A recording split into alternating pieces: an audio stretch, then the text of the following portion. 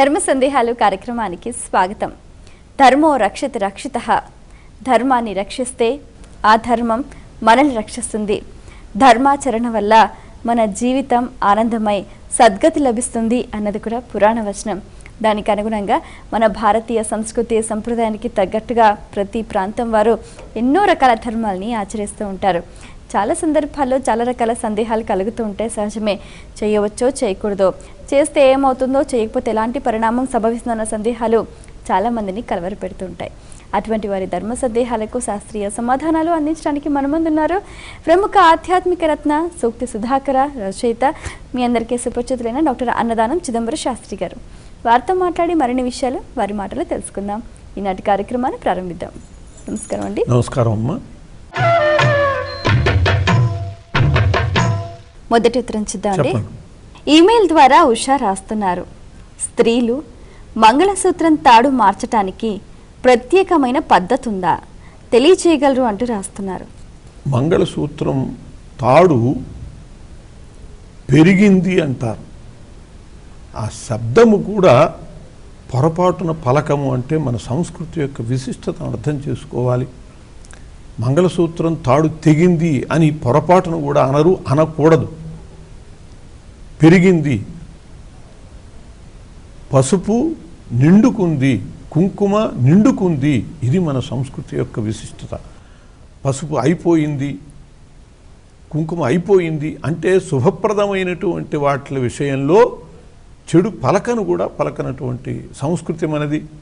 కాబట్టి పొరపాటున అలా ఆ తాడు పెరిగిపోతే వెంటనే పసుపు తాడు పసుపు కొమ్ముతో కట్టుకోవాలి. అది దాంతో సమానం, తద్వత్తు. అప్పుడు మాత్రమే దీన్ని యువతలకి తీసి మళ్ళీ సిద్ధం చేసుకోవాలి. ఈ పసుపు తాడు పేనుకోవాలి. లేకపోతే నాంతాడు అని చెప్పి బంగారపుది చేయించుకుంటూ ఉంటారు.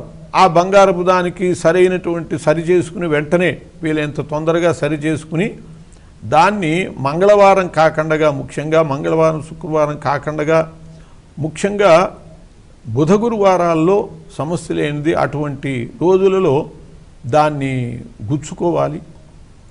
అలా నల్లపూసల తాడు కానీ మంగళసూత్రం తాడు కానీ ఎప్పుడు పడితే అప్పుడు కాకుండా సంధ్యా సమయాల్లో చేసుకోవటము, ఇలాంటిది కాకుండా యోగ్యమైనటువంటి సమయాలలో ఇంకా నియమాల్ని పాటించదలుచుకున్న వాళ్ళైతే తారాబలం కూడా చూసుకుని నైధన తార అటువంటి ప్రమాదకరమైనటువంటి తారలు కాకుండా మంచి తారలు చూసుకుని మంచి రోజున దానికి కావలసినటువంటి ఏర్పాట్లు చేసుకుని దానికి కట్టుకోవటం మంచిది. అందుకోసమని వీలైనంత తొందరగా చేసుకోవాలి, కానీ మంచిది కుదరలే అని ఒక 4 రోజులు అట్లాగే కాలక్షేపణ చేయటం కూడా మంచిది కాదు.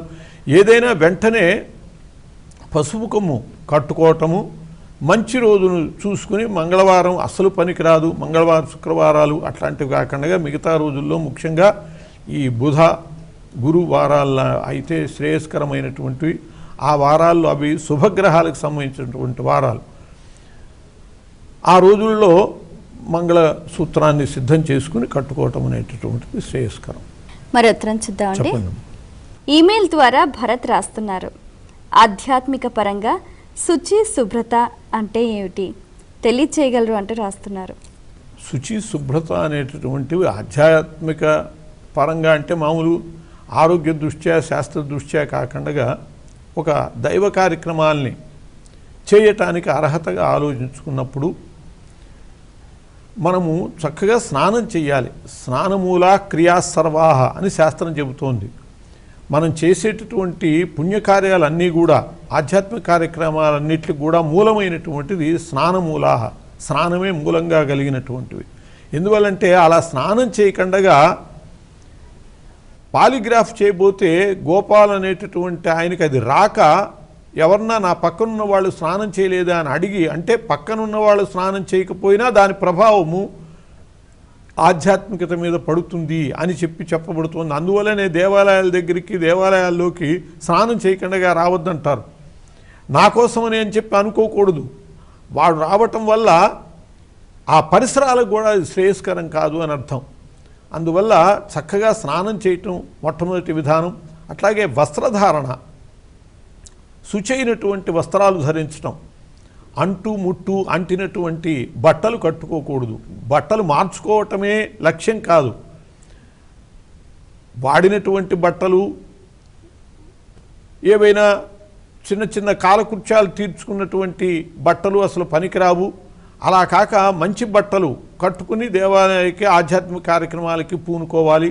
ఆ మంచి బట్టలు కూడా ఉతికినవే కానీ రజస్సులైనటువంటి వాళ్ళు తీసుకొచ్చి ఇచ్చారనుకోండి, అవి ఇస్త్రీవైనా కూడా ఉతికినవైనా కూడా అవి అశుచి అయిపోతాయి. అట్లాంటి ఏ అశుచి సోకనటువంటి వస్త్రాలు ధరించాలి. అందుకనే ధావళి వంటివి కట్టుకోమంటారు. ఆడవాళ్ళైతే కాశీ పట్టు ఉంటుంది, కాశీ పట్టు చీరలు, అట్లాంటి వాటికి నారచీరలు లాంటివి, వాటికి ఏ దోషం అంటారు. అందువల్ల ఆధ్యాత్మికమైన కార్యక్రమాలు నెరవేర్చుకోదలుచుకున్నటువంటి వాళ్ళు తప్పకుండా అట్లాంటి నారచీరలు లాంటివి, ధావళీలు లాంటివి కట్టుకునేటట్లయితే ఏ దోషము వాటికి అంటదు, ప్రమాదం లేదు. కాబట్టి వాటిని వినియోగించుకోవటం చాలా ముఖ్యం. వస్త్రాల దగ్గరికి వచ్చేటప్పటికి అట్లాంటి వస్త్రాలు ధరించాలి. అలాగే తిలకధారణ చెయ్యాలి. ప్రతి సంప్రదాయంలో కూడా తిలకధారణ అనేది ఉంటుంది. కాకపోతే తేడాలు ఉంటాయి సంప్రదాయాన్ని బట్టి, అంతే తప్పితే తిలకధారణ లేనటువంటి సంప్రదాయం అంటూ లేదు. కాబట్టి తిలకధారణ చేయటం, భగవత్ సన్నిధానంలో కూర్చుని మొట్టమొదట పవిత్రీకరణ చేసుకోవాలి. శాస్త్రం చెబుతోంది, అపవిత్ర పవిత్రోవా సర్వావస్థాంగతోపివా యస్మరేత్ పుండరీకాక్షం సబాహ్యాభ్యంతర శుచి. పుండరీకాక్ష పుండరీకాక్ష పుండరీకాక్ష అని చెప్పి పుండరీకాక్ష స్మరణ చేస్తూ నీళ్లు కనుక చల్లుకునేటట్లయితే బాహ్యము ఆభ్యంతరము ఈ రెండింటి విషయాల్లో కూడా శుచి అయినటువంటి వాళ్ళం అవుతాం. కాబట్టి అటువంటి విధానంగా మనము మంత్రపూతంగా శుచి చేసుకోవటం, స్నానాధికంతో చేసుకోవటమే కాకుండా మంత్రపూతంగా కూడా శుచి చేసుకుని కార్యక్రమాలకి, ఆధ్యాత్మిక కార్యక్రమాలకి ఉపక్రమించేటట్లయితే అది చాలా నిశ్చలమైనటువంటి పద్ధతి అవుతుంది.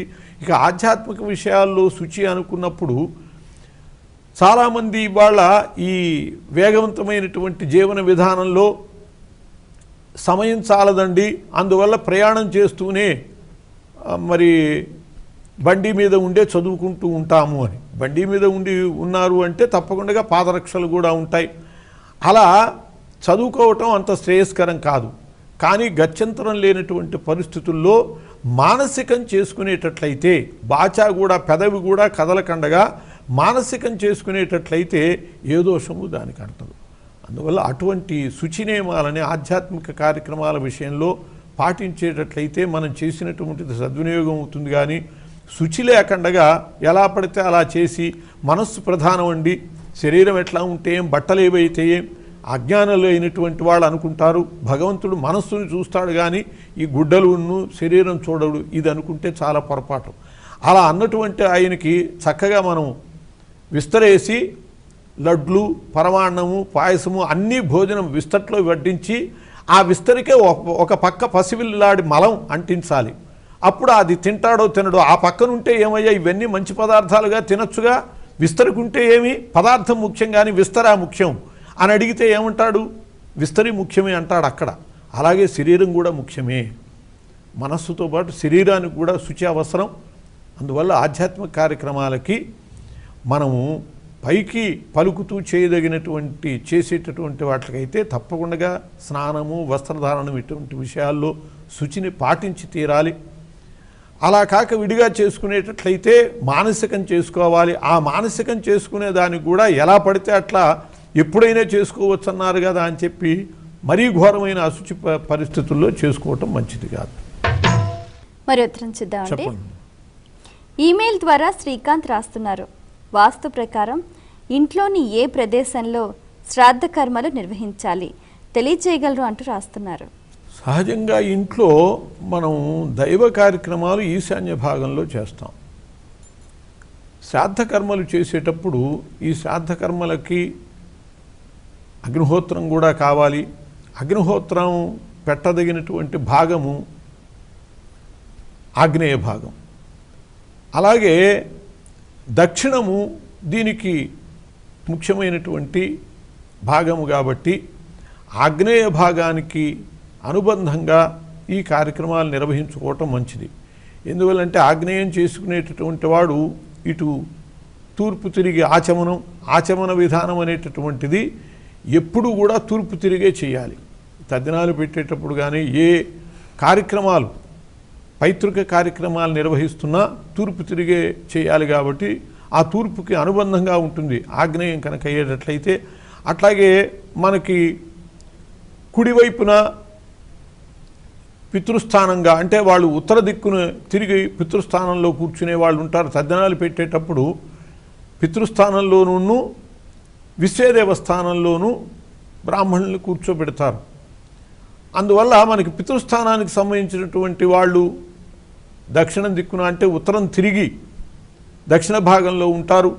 అట్లాగే పశ్చిమ భాగంలో తూర్పుకి తిరిగి విశ్వేదేవస్థానంలో కూర్చునేటటువంటి వాళ్ళు ఉంటారు. కాబట్టి మనం పశ్చిమం ఉండేట్లయితే వీళ్ళని తూర్పును కూర్చోబెట్టి పశ్చిమం తిరిగేటట్లుగా పెట్టాల్సి వాళ్ళనేమో ఉత్తరం కూర్చోబెట్టి దక్షిణం తిరిగేటట్లుగా పెట్టాల్సి అవి మా దిక్కులు మార్చడానికి వీల్లేదు.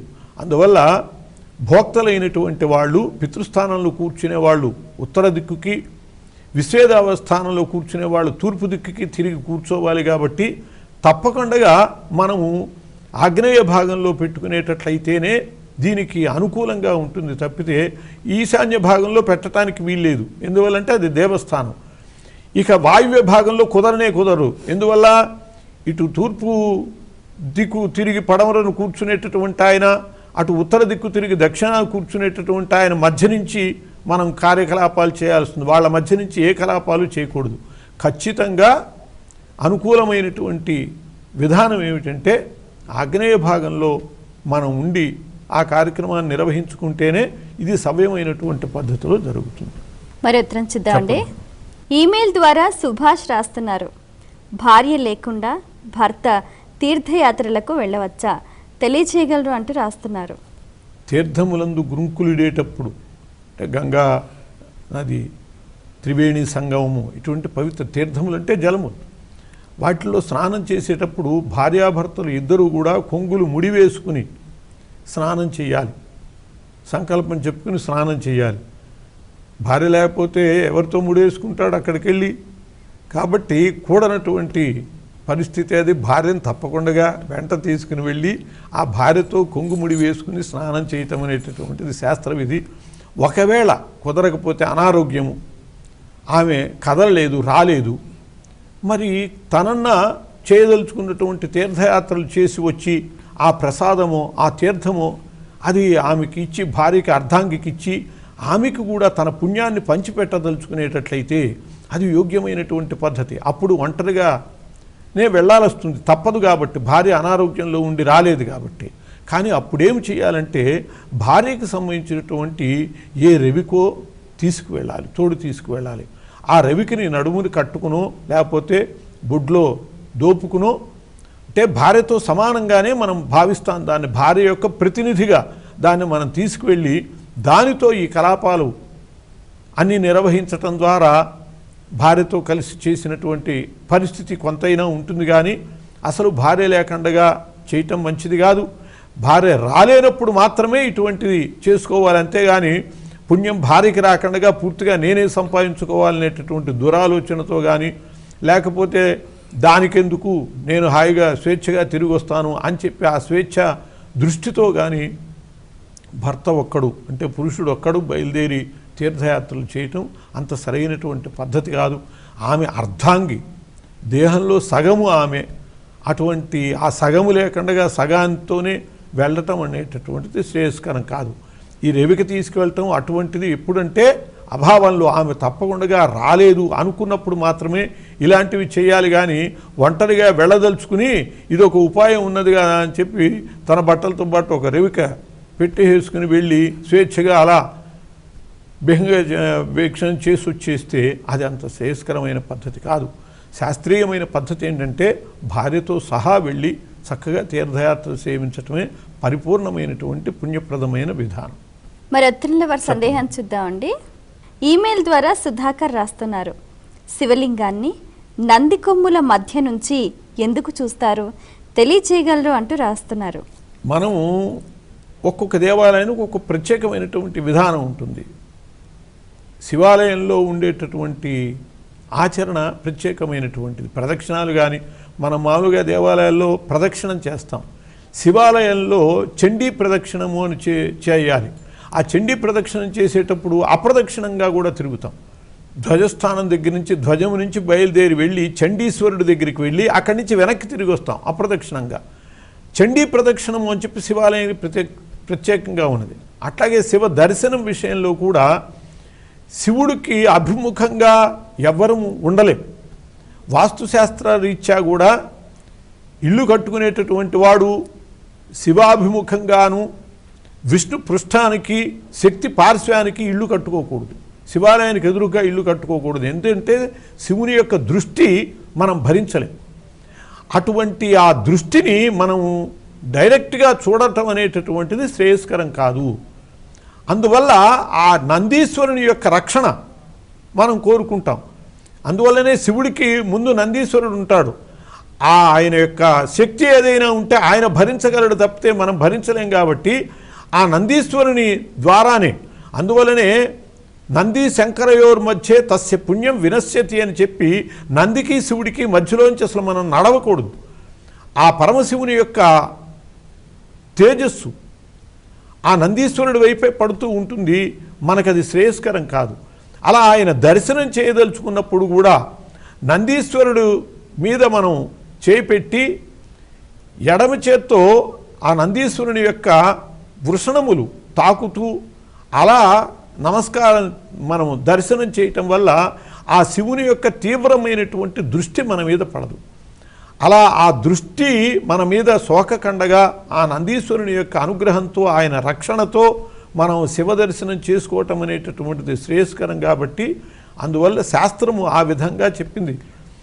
ఆ నందీశ్వరుని సంతృప్తిపరుస్తూ నందీశ్వరుని నిమిరటం ఆయనకి ఇష్టమైనటువంటి పద్ధతి.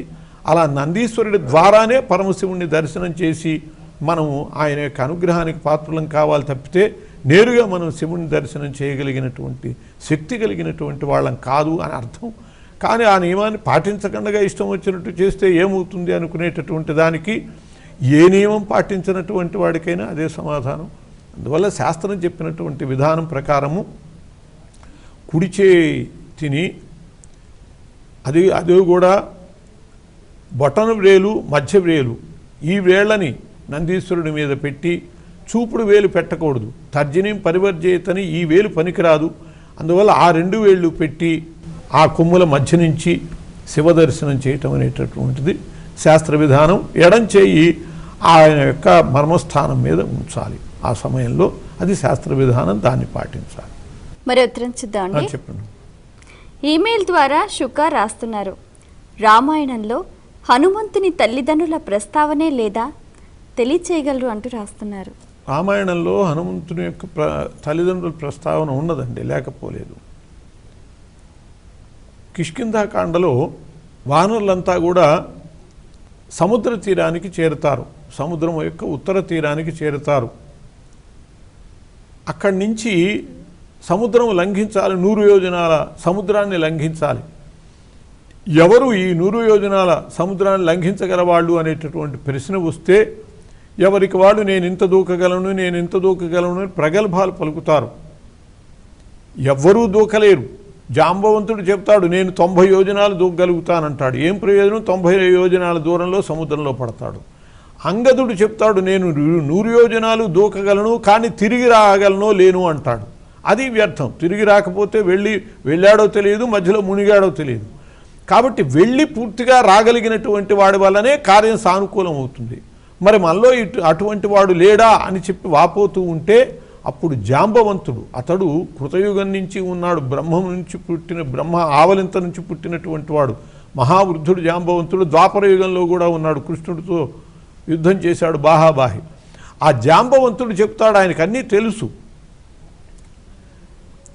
ఆంజనేయుడు ఈ కార్యం చేయటానికి సమర్థుడు. మరి ఎందుకు ఆయన చెప్పలేదు అంటే ఆయన శక్తి ఆయనకి తెలియదు, అటువంటి శాపం ఆయనకున్నది. అందువల్ల ఆయన్ని మనం కనుక ప్రబోధిస్తే నువ్వు ఇంత శక్తి గలవాడివి అని చెప్పి ఆయన కనుక తెలియజేసేటట్లయితే తప్పకుండా ఈ కార్యాన్ని చక్కబెట్టగలడు అని చెప్పి జాంబవంతుడు చెప్పి అప్పుడు ఆంజనేయుడి దగ్గరికి వెళ్ళి నాయనా నువ్వు ఇటువంటి వాడివి, అటువంటి వాడివి, నువ్వు కేసరికి ఆంజనేయందు పుట్టినటువంటి వాడివి అని చెప్పి ఆ సందర్భంలో ఆయన యొక్క జననాన్ని గురించి ప్రస్తావించడం జరిగింది. అలా ఆంజనేయ స్వామి యొక్క జనన వృత్తాంతము మనకి 1-2 చోట్ల ఉత్తర కాండలో కూడా మనకు వస్తుంది రామాయణంలో. చాలా సంతోషం అండి. మీ సమయాన్ని కేటాయించి మా ప్రేక్షకుల ధర్మ సందేహాలకు శాస్త్రీయ సమాధానాలు అందించినందుకు ధన్యవాదాలు. నమస్కారం అమ్మా. వీక్షించారు కదండి, ఇది ఇవాల్టి ధర్మ సందేహాలు కార్యక్రమం. మీకు కూడా ఏవైనా ఆధ్యాత్మిక ధర్మ సందేహాలు కలిగితే మా ఈ కార్యక్రమానికి మీ సందేహాల్ని క్లుప్తంగా, సూటిగా, స్పష్టంగా పోస్ట్ కార్డ్పై లేదా ఈమెయిల్స్ ద్వారా రాసి పంపించండి. మా చిరునామా ధర్మ సందేహాలు, కేర్ ఆఫ్ భక్తి TV, road number 92, Jubilee hills, Hyderabad 5,96,000. మా ఈమెయిల్ ఐడి bhaktihyd@gmail.com. మరో కార్యక్రమంలో మళ్ళీ కలుసుకుందాం. అంతవరకు సెలవు. నమస్కారం.